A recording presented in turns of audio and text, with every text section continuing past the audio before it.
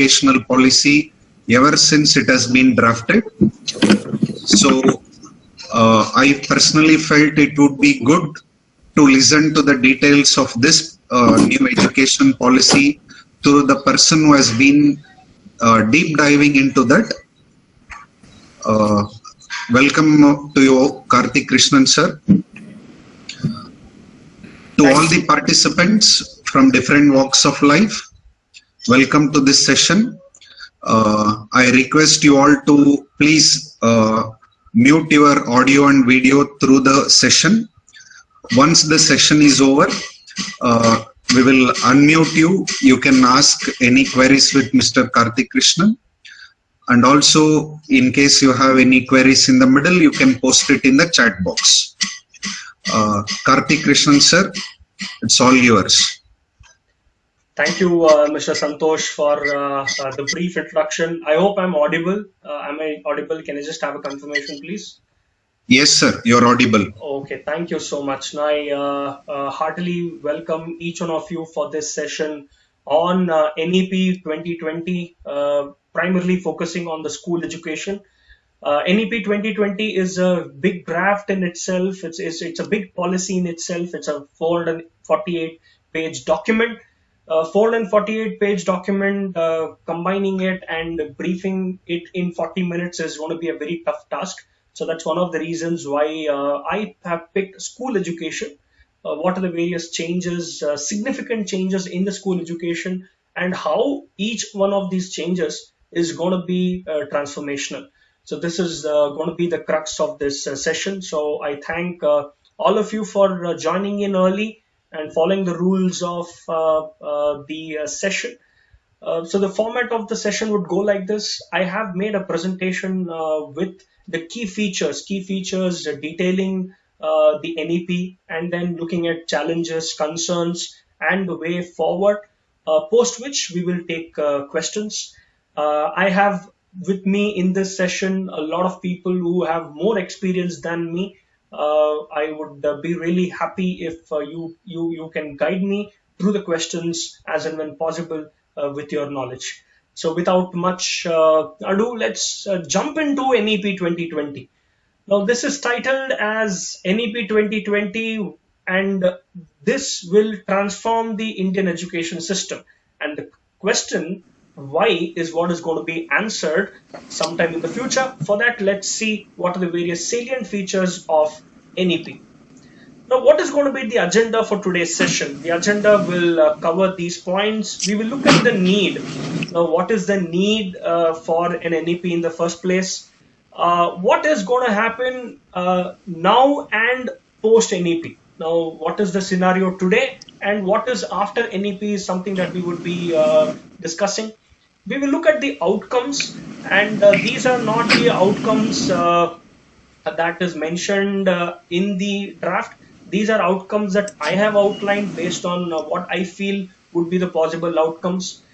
Challenges, concerns concerning the NEP proposal that has been put out. What are the differing opinions? We need to look at the differing opinions as well. Now, what are different people talking about this NEP, and what are those opinions? And finally, the way forward. Somebody's audio is on. Could you just please mute yourself? Thank you so much. This is causing disturbance for the session. Somebody is not on mute.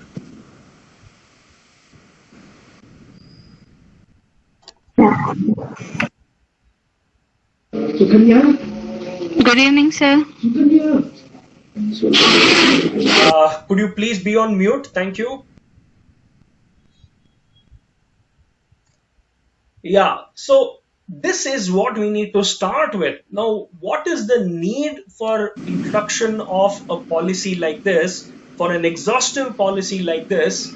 I can still see somebody is on mute. Mr. Santosh, can you just check who's on mute and unmute them, please?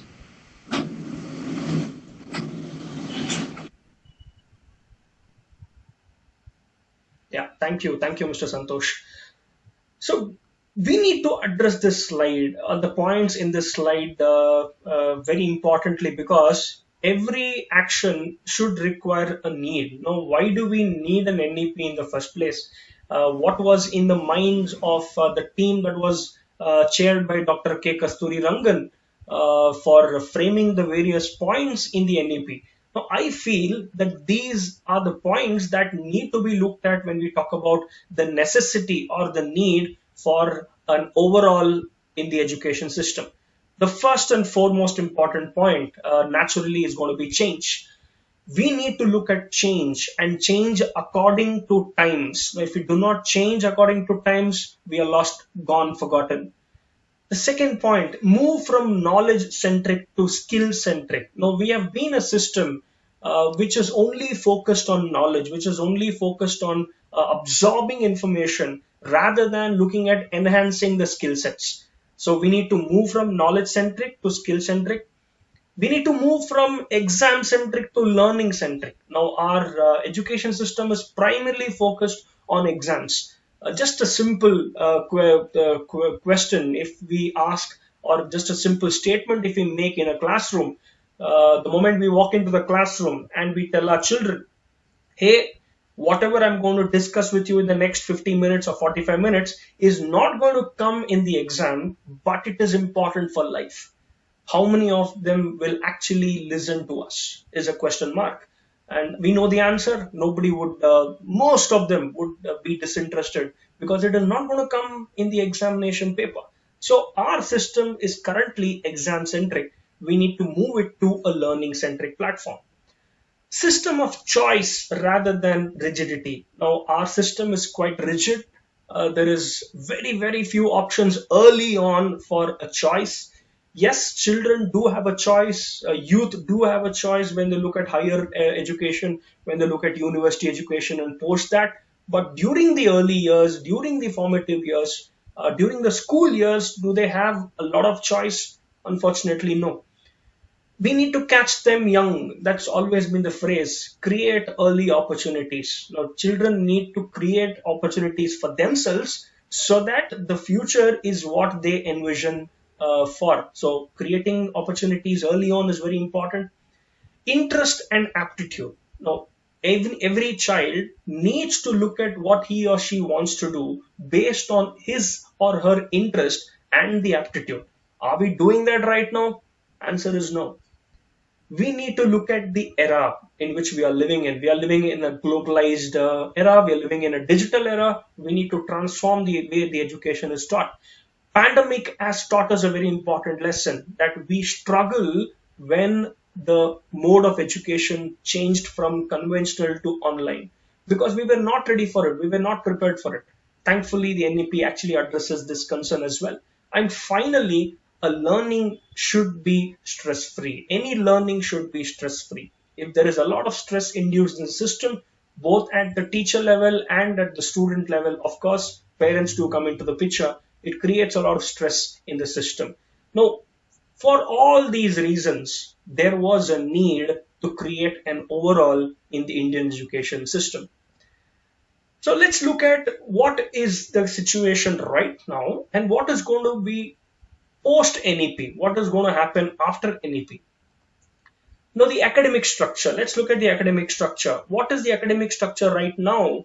The academic structure right now, when we talk about the school, looks like this.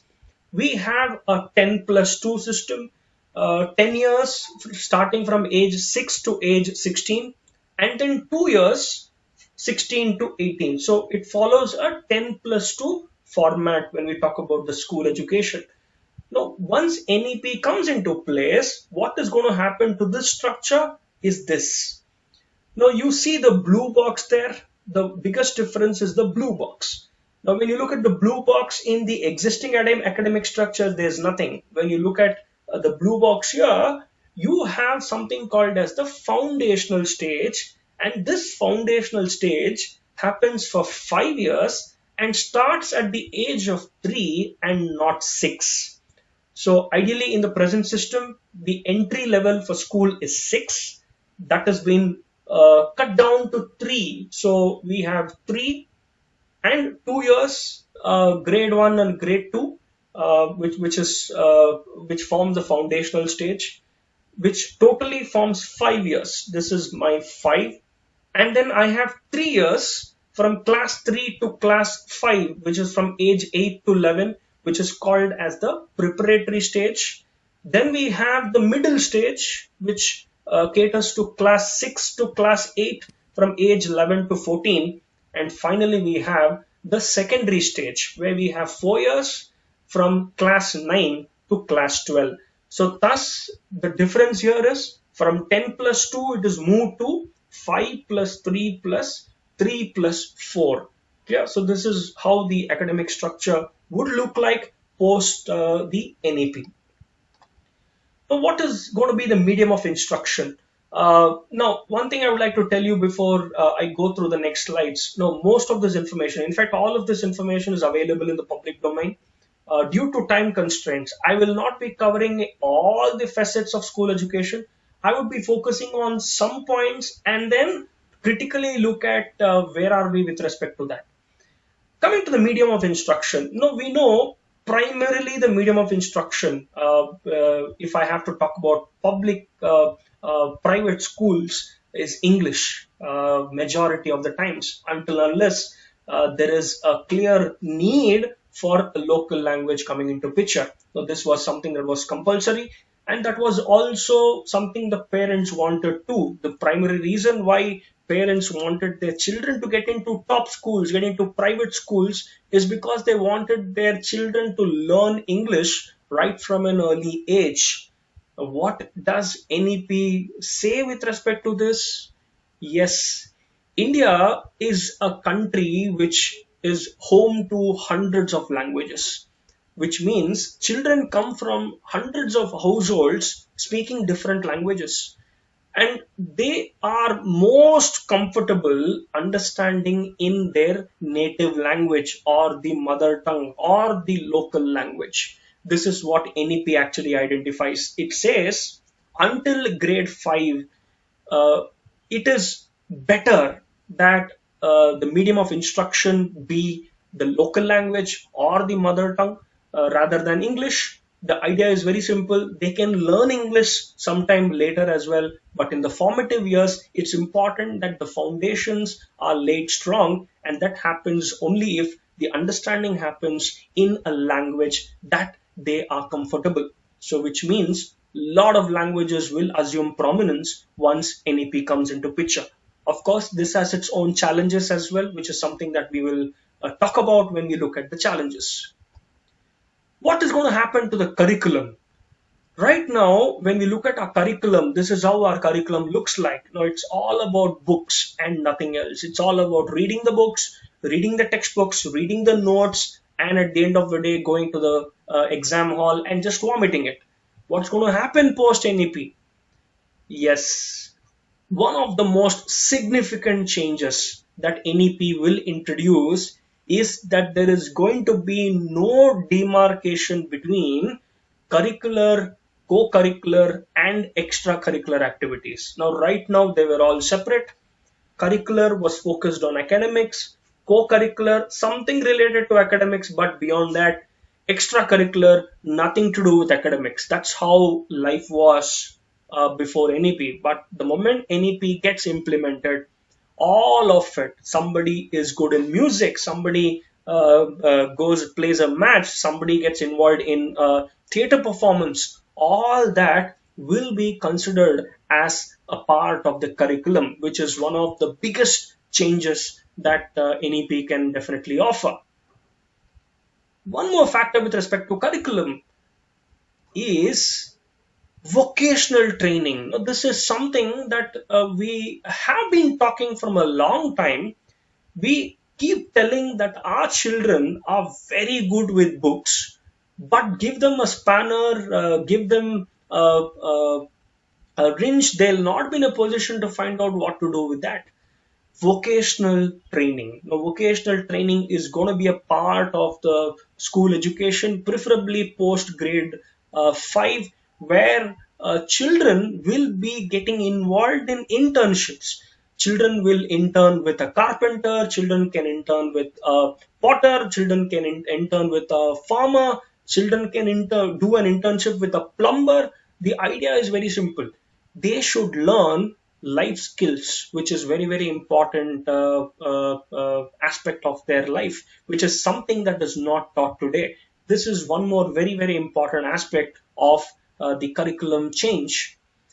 This is something interesting. We are known as the population that contributes to the IT industry. The government has understood that, the panel has understood that, and they have introduced a lot of courses, especially coding. Children will start to learn coding right from grade 6. They'll start learning higher mathematics, they'll start learning computational mathematics, they'll start learning courses in artificial intelligence, data analytics, right through their secondary school, which is a welcome change, because it's important that children get hold of their future at an early stage. Subject choice. When we look at the subject choice, right now the subject choice is fixed.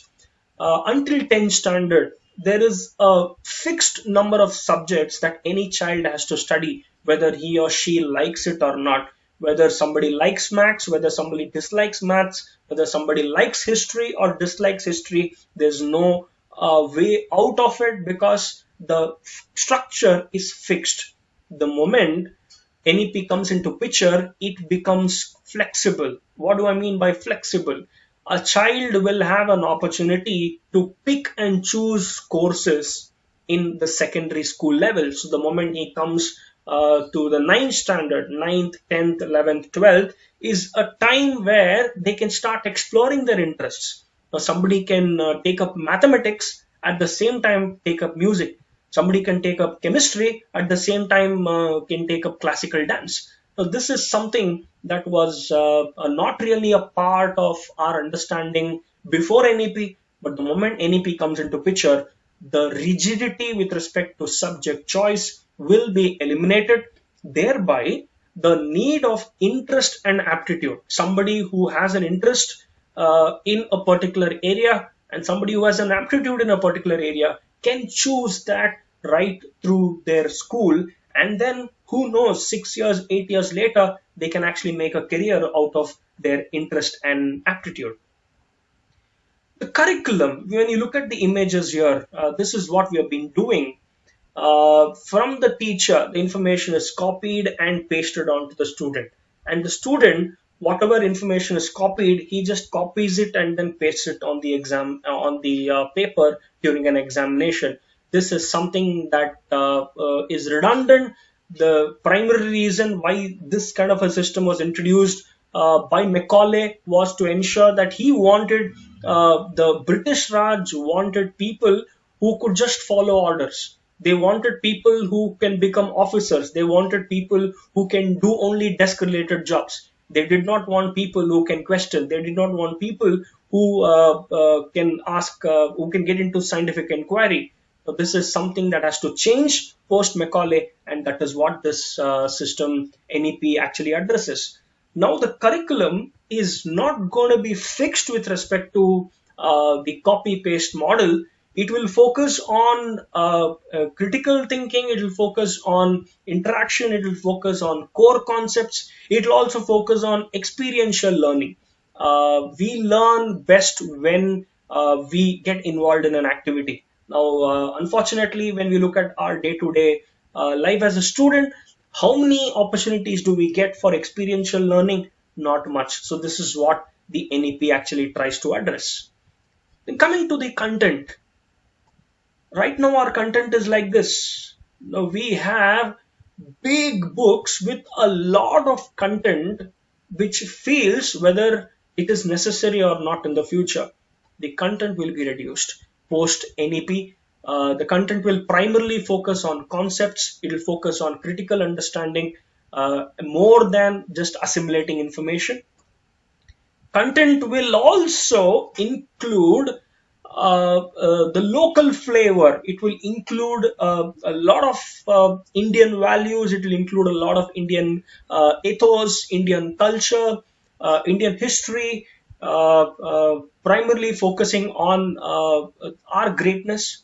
And on top of that, each state can include its own flavor as well. Now there is a flexibility that is given to the state, each state, so that they can devise the curriculum, devise the content based on the needs of that particular state. Each state can devise a particular framework in accordance with the NCRT and SCRTs. So this is one big change that we would be seeing. We will have a local flavor in the content that is being there. It's very important. A child living in Karnataka needs to understand the history of Karnataka, needs to understand the people who have made the state what it is, needs to understand the literature, the people who have really worked hard to make Karnataka what it is today. Unfortunately, that's quite missing in our textbooks today. Assessment. Now, one more important change. Now, when we look at assessment, till now, there is an assessment, there is an exam every year. But what happens once NEP comes into picture? Once NEP comes into picture, there will not be exams on a yearly basis, but exams will be spread across at different grades. Now, which are the grades where assessments will happen? The first exam will happen at the grade 3 or at class 3. The second exam will happen at class 5. The third exam will happen at class 8. And these are assessments which will just assess the competence of the child and not rigorously test whether it is able to memorize the concepts or not. Then comes the board examinations. Board examinations do remain. It is not that it is removed. Board exams remain at class 10 and class 12. But the difference is the board exams will be made a bit easier. The focus will be again on critical thinking, application of concepts rather than rote learning, because that's what's happening today. Newton's law, just state Newton's law, go there, write the definition, you get 1 mark. That's what's happening today. But the moment NEP comes into picture, the board exams will become stress-free to ensure that children enjoy the process of learning rather than having the sense of fear. So this sums up the culture of assessment. What is the culture of assessment that NEP wants to propose? It proposes continuous tracking of learning, board exams to be more flexible, assessment to focus on core concepts, artificial intelligence based software to track the progress of a child through the different years. There is a center that is going to be made, National Assessment Center, which will help in creating that synergy in between different states to formulate the board examination. Self-assessment and peer assessment. So this is the first time where a child is given an opportunity to evaluate himself, assess himself or herself for that particular course. There will be peer assessment as well. An agency called NTA will focus primarily on creating these assessment platforms and tools. Basically, what we would like to see is this. This is the scenario of a child a day before the exam. There's a lot of pressure from parents. There's a lot of pressure from the society at whole to get marks. Just look at the system, what it has become. 30 years ago, 40 years ago, just getting a first class, just getting a pass was a big achievement. But today, somebody getting 99% is not happy because he is bothered. The system is tuned in such a way that 99 is fine, but you could still have worked harder to get 99.5. So we are living in such a system. It's important that this system has to change. This is what we would like to see. We would like to see an environment which fosters happy learning. Even if it is exams, the child does not feel stressed, because we know very well as individuals, we do not perform well when we are under stress. Of course, yes, stress is necessary for a person to perform to the optimal level. But at the same time, undue pressure, undue expectations, just for the sake of marks, is something that needs to be eliminated, and this is what NEP tries to address. Report cards. Now, how will the report cards look? Now, the report cards used to look like this. where we had different subjects and the grades and the marks that the child scored in that particular exam.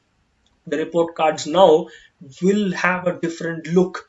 It will capture 360-degree feedback of that child. As I told you, there'll be self-assessment, there'll be peer assessment where they'll be assessed by their friends, assessed by teachers. Then there'll be assessment from parents and assessment, of course, by the institution. So this will include everything. And of course, as I told you, since there is no separation between curricular, extracurricular, and co-curricular, you will have all these factors coming into the picture in your report card. So report card will have the football match, the number of goals that the child scored in that football match as a credit for that child. And if the child won a second place in singing, that will be a part of the report card as well, which will be a very comprehensive document which talks about the 360-degree or overall facet, overall development aspect of a child. What will happen to the system? Now, when we look at our existing system focuses on schools which are not dependent on others to on for various things. But right now, once NEP comes into picture, schools will be part of clusters or groupings where different schools in a similar locality will be clustered together to ensure that human resources infrastructure will be shared between them. So what do I mean? The moment NEP is implemented, the moment extracurricular activities also become important for a child, if a school does not have a playground, the school has to look out to the other school that is there in its cluster. If that school has a playground, it has to make use of that playground for enhancing this particular trait. If a school does not have a music teacher, then some other school which has a music teacher has to lend the support to ensure that the other school in this cluster gets benefited. So this is the cluster system where the school cluster will be judged based on how they coordinate well. As a cluster, their performance will be checked. Basically, the point is very simple. All schools will not have the same level of facilities, be it with respect to infra or be it with respect to personnel. This bridges the gap between the schools which do have facilities and the ones which do not. For example, one other proposal is called as twinning or pairing of schools. One private school will be paired with a government school, so it'll form a pair. The government school will depend on the private school for a lot of things, and of course vice versa too will happen. So this is going to be the change with respect to the system. Coming to teachers, now teachers have always been left behind in every situation. Even now, when we talk about the corona pandemic, people do not appreciate the effort put in by the teacher.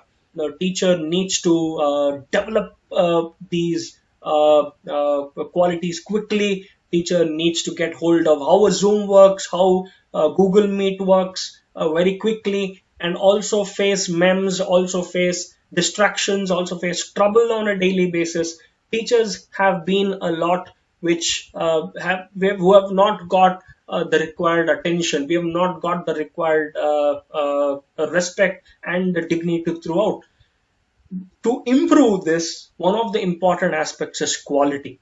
Bring the best set of people into this profession. Already there is a decline in the number of bright minds who want to get into this profession. Hopefully this will address that situation. So teacher training, teacher evaluation, teacher assessment, and teacher hiring, teacher appointments, all of which will happen with a focus in mind, and the focus is quality consciousness. So there are various factors that are embedded in improving teacher education. There's going to be a comprehensive national curricular framework for teacher education by the end of next year. Teachers will be involved in training, regular training. They'll have to get involved in 50 hours of training every year so that they keep developing on their skill sets. There'll be a testing agency that will allot degrees towards teacher training. So these are some of the things that forms a part of the policy. Digital era. We spoke about the digital era. We spoke about how online classes have really transformed the way learning is being delivered in the current pandemic situation. This policy addresses that as well.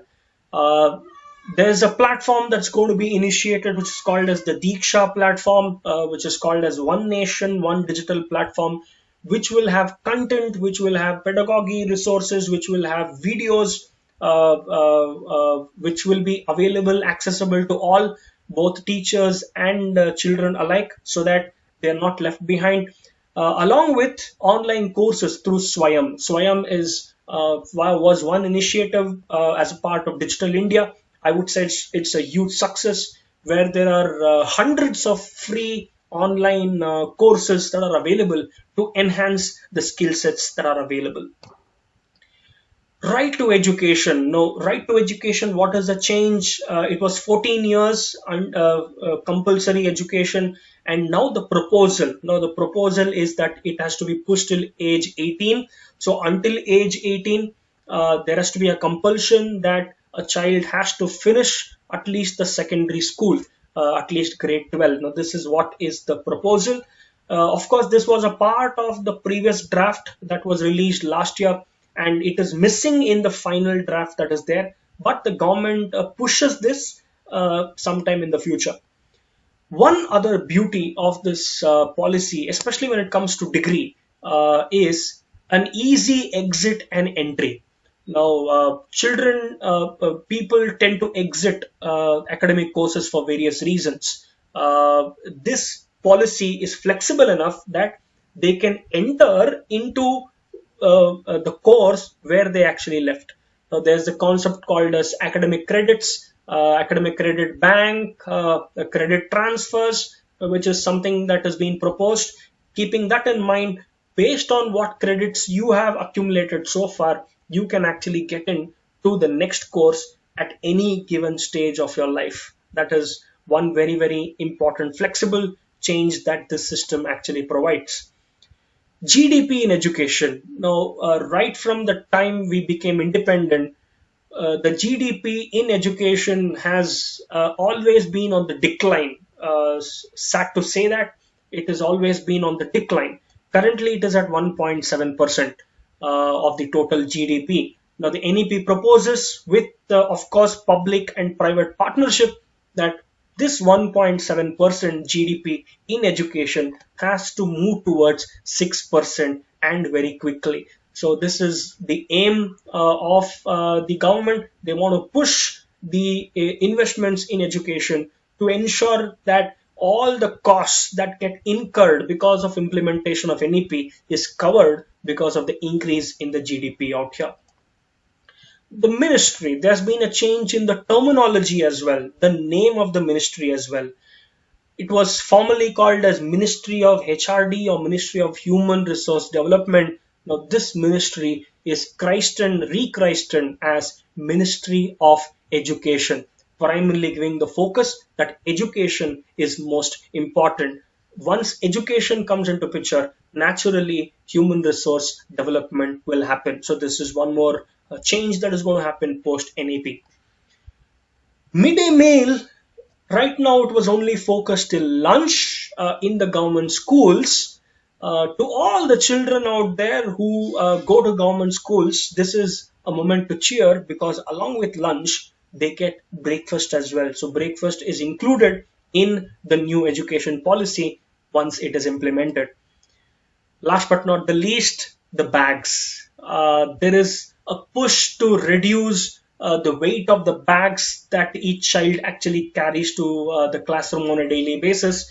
There will be 10 no bag days in a year where a child can just walk from home to the school without a bag, These are the days where they get involved in vocational training, where they get involved in internships.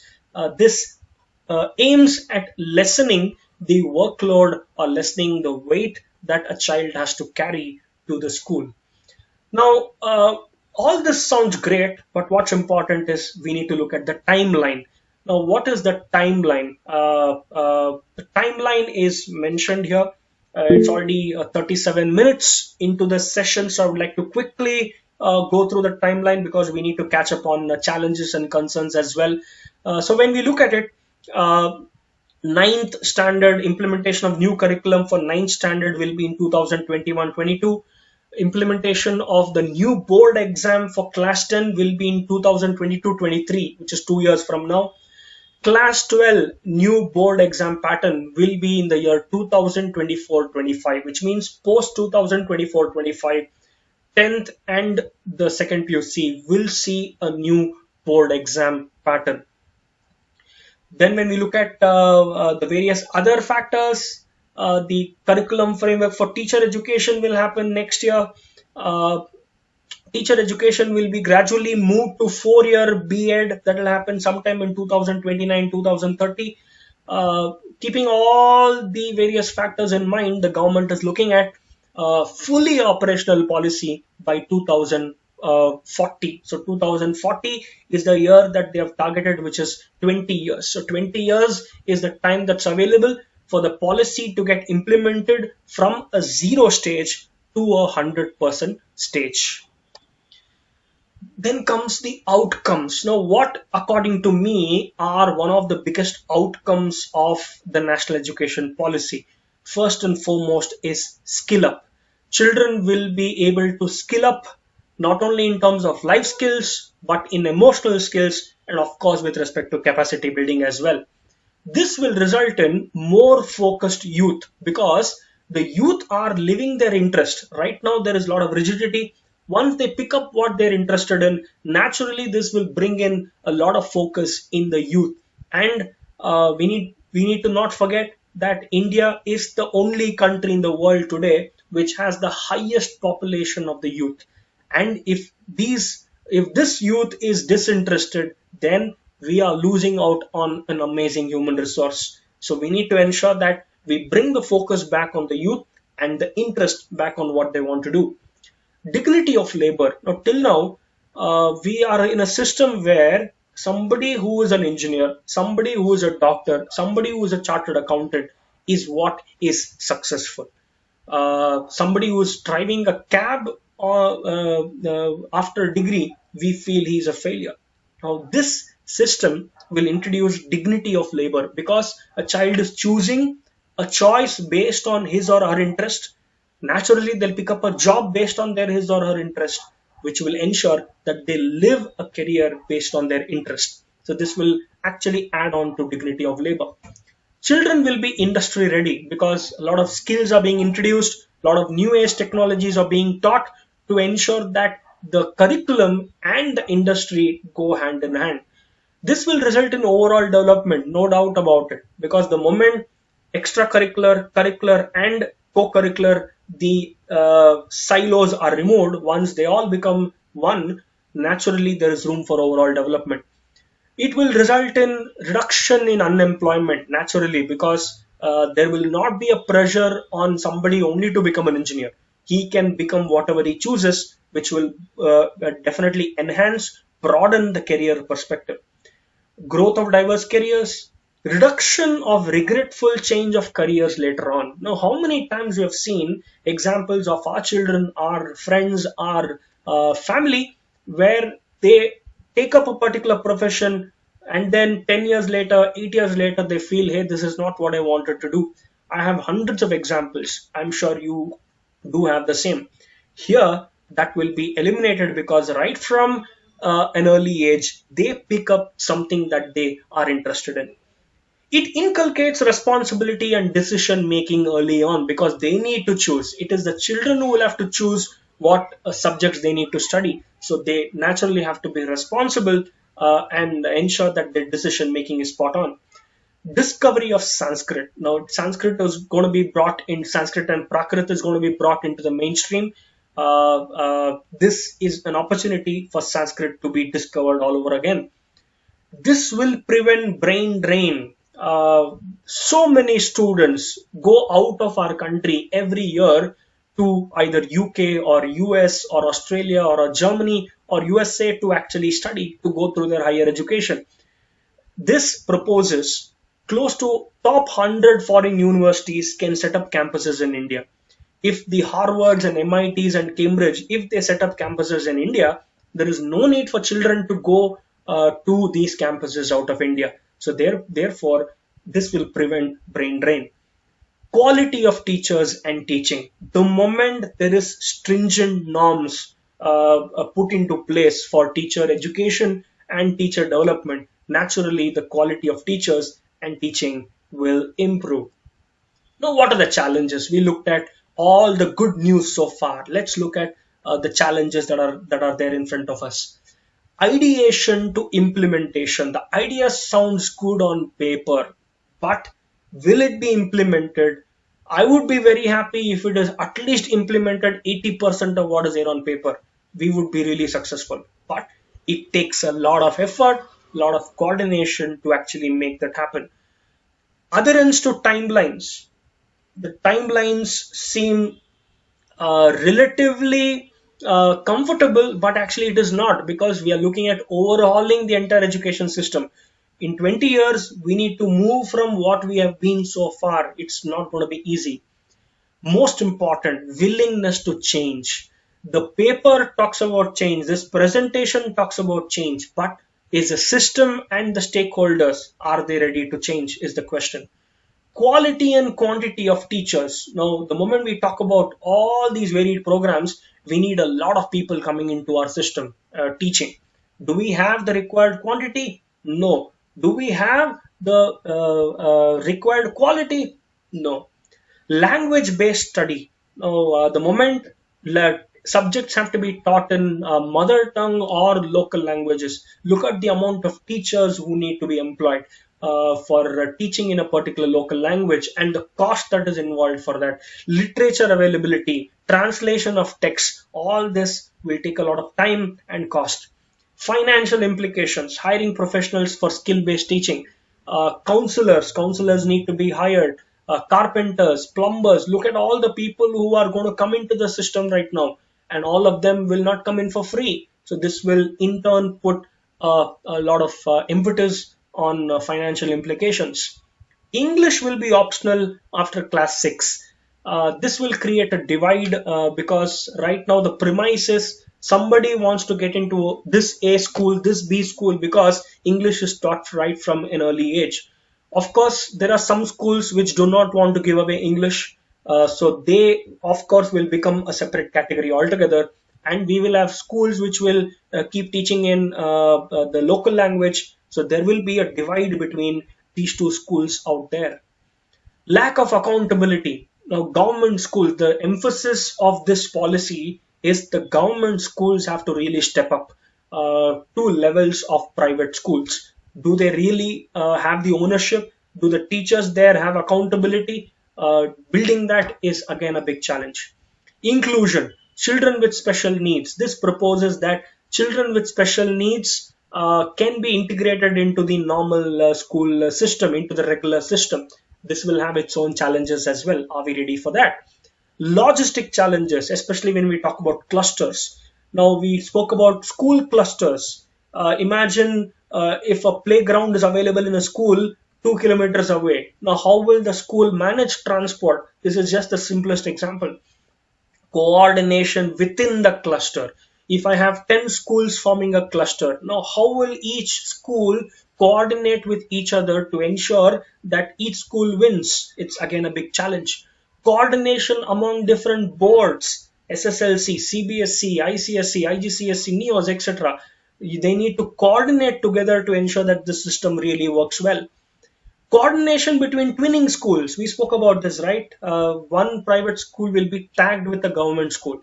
Already there is stigma. Already there is preconceived notion that a government school is bad. Now you're trying to ensure that better coordination between these two should happen, which is a big challenge out there. Center state cooperation, very, very important, because the states are responsible for curriculum development and the center is responsible for delivering the policy or governing the policy.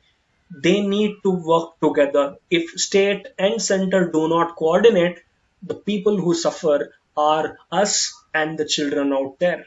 Cooperation among various ministries and welfare organizations. Now, if you read the entire draft, there is a lot of new boards that will be set up, a lot of new organizations that will be set up, a lot of ministries have to work together. For example, Ministry of Education, Ministry of Women and Child Development, Ministry of Health and Family Welfare, Tribal Affairs, etc. They need to work together to ensure that the system is foolproof.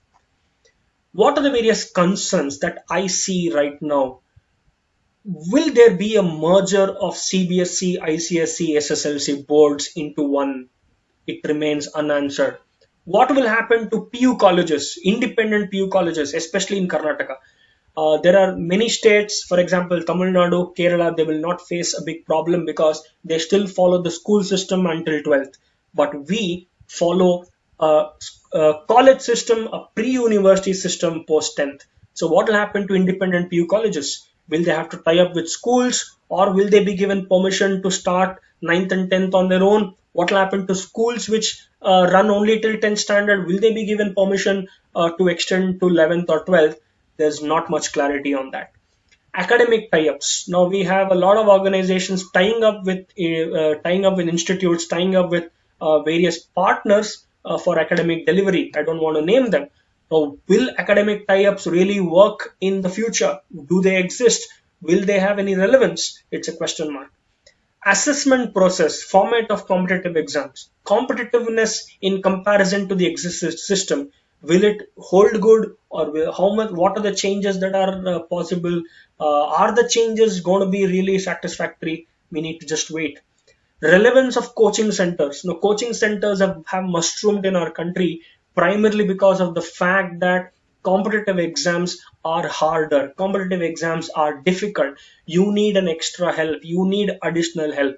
The moment the exams are diluted, the moment it becomes stress free, how many coaching institutes will survive? If they survive, what should they do is a question mark. Phasing out restructure time. Now, the time that's available with us is 20 years. To phase out the existing system and bring in the various reforms with the restructured system, is this time sufficient? Only time will tell. Now, these are some of the concerns that I felt would be there in our minds. There are some differing opinions as well. One of the differing opinion is it dilutes competitive spirit. Now, we as a culture of education always was focused on competition. The moment the exams become stress free, the exams become diluted, the content is reduced. Are we diluting competitive spirit is one opinion. This will create less hardworking individuals. If 99%, 98%, 95% is not going to be the order of the day, why will a child really work hard to master the concepts? Less analytical and logical if there is subject selectivity, especially with respect to mathematics. There is this phobia of mathematics. I can foresee if mathematics becomes optional, I know for sure 60% of children are existing, 60 to 70% will not choose mathematics in their higher education. So this will really lessen analytical and logical skills. Dilution of foundation. This is one more opinion that was being envisaged. English language skills. Now, till grade 5, and according to the policy, better until grade 8, that local language or mother tongue should be the medium of instruction. English language skills, if it is not taught early on, there is an opinion that we have lost an opportunity. Child, is the child mature enough and has the forethought to choose right early? We are talking about choosing what he or she wants to do sometime in the future. But a child in grade 8, child in grade 9, Does he or she have the required maturity and forethought to pick and choose a course of his or her choice so that that becomes its profession? Only time will tell. No single national body for school education, unlike higher education. Higher education, there is a body, Higher Education Commission of India, HECI, which is being proposed as per the policy, but the policy does not really give much focus on the national body for school education. There will be a fee increase because look at the financial implications, look at the costs that each institution has to actually incur. And on top of that, autonomy is given to managements as per the NEP to actually fix a fee of their own. This will naturally increase the cost of education. More centralization. When you look at the entire policy, it focuses on centralization rather than span of control. Now, the center will be the pivotal part which will govern and be the decision authority, whereas the implementation will happen at the state level. So, there is a lot of opinion that too much of centralization will rob the autonomy of the states. What is the way forward? The government of Karnataka will be submitting its recommendations to the Ministry of Education by 20th of August, which is just 16 days from 18 days from now. So they are going to give their recommendation as to how they would like to implement. But we already heard our education minister, Mr. Suresh Kumar, talk about this in the media yesterday. He said the government is going to really implement this policy in full spirit. So he's already put it categorically that we would like to implement it in letter and spirit. So they will be submitting the recommendations by 20th of August. Post that, once the fine print of implementation along with the standard operating procedures, once it is given, is when we can read that for a finer examination.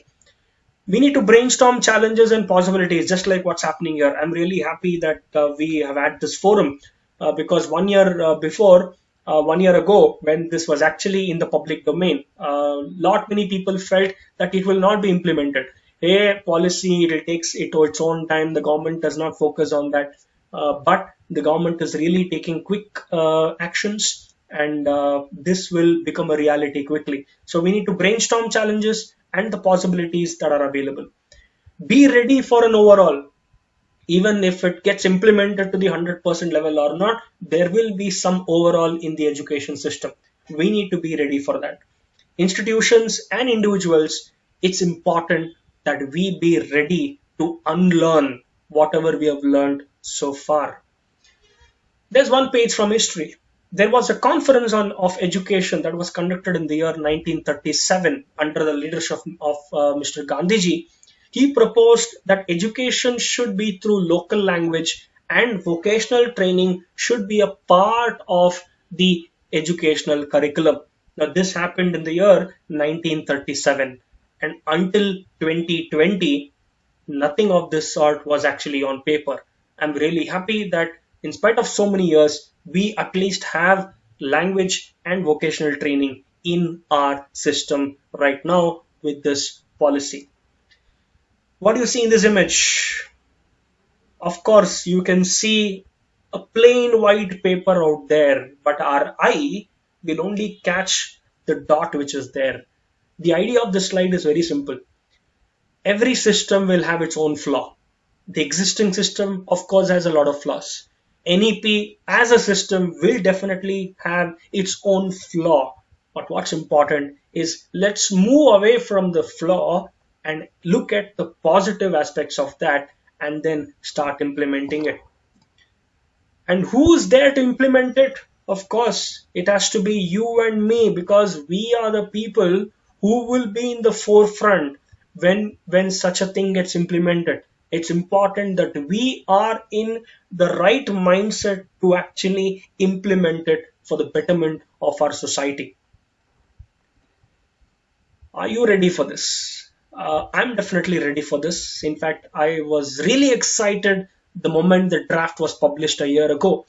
I'm definitely ready. The question is, are you ready for the change?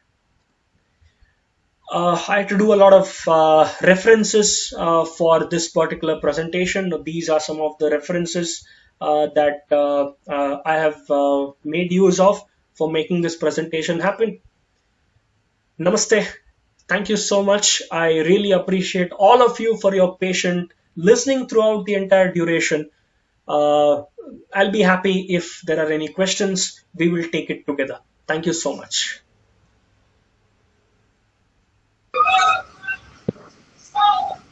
Sir, there are a couple of questions in the chat box.